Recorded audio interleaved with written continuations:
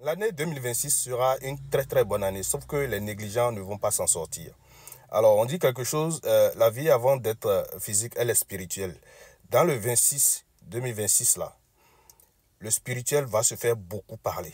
Ne vous négligez pas, quelle que soit votre orientation religieuse, d'accord? En 2026, ne ratez aucune occasion de vous faire consulter, quelle que soit votre orientation religieuse, d'accord? Si vous sentez que telle chose est anormale, telle chose n'a pas son sens et tout ça là, n'hésitez pas à vous faire consulter. C'est les moindres choses qui vont vous créer de gros problèmes. D'accord? En 2026, j'ai dit ce serait bon, mais seuls les négligents vont en souffrir. D'accord? Alors, je vais vous donner un exemple d'un phénomène qui sera très fréquent en 2026. Le phénomène de Akoba là. Le problème qui n'est pas pour vous, qui est devenu pour vous là. Je vais vous donner un exemple très simple. D'accord? Et vous allez comprendre de quoi il s'agit. J'ai un adepte qui est un vieux retraité très sympa et très comique qui est passé me voir il y a environ 6 mois, 7 mois de cela pour une consultation d'usage. D'accord? On a fait la consultation, le signe qui est sorti parle d'un problème qui va devenir son problème. Le problème à l'origine n'est pas son problème, mais qui va devenir son problème. D'accord? On a causé et je l'ai décortiqué le signe dans tous les sens. D'accord? Et il a compris. Alors, la spécificité de ce signe qui est sorti parle beaucoup plus d'une situation dans laquelle ce ne sera pas une situation verbale, mais une situation confiée. Je vous explique. Le monsieur, le vieux en question, a quitté Lomé, d'accord, avec son ami. Ils avaient tous leur véhicule. L'ami était seul dans son véhicule.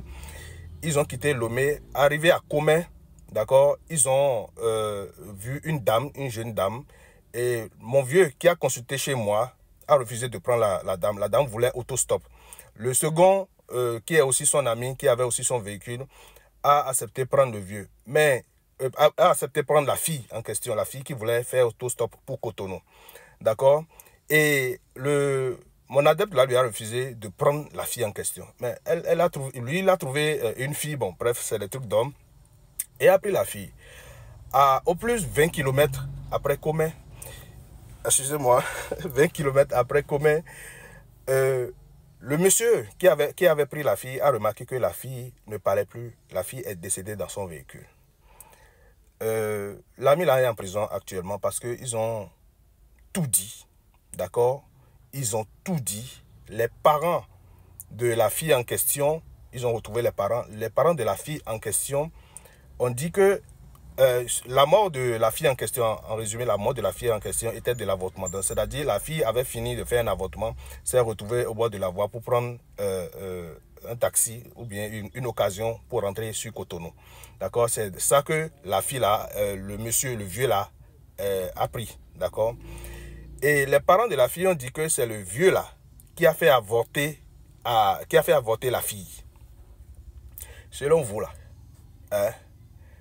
Est-ce que le monsieur pourrait s'en sortir? Parce que, qu'est-ce qui prouve que la fille et le monsieur ne se connaissaient pas? Seul le vieux, qui est mon adepte là, pourra dire non, on était ensemble et tout ça. Il a dit, il a tout dit. Ils ont dit que lui, il est complice, il ne faisait que défendre son ami en question. D'accord? Et là, ce n'était pas un argument convaincant.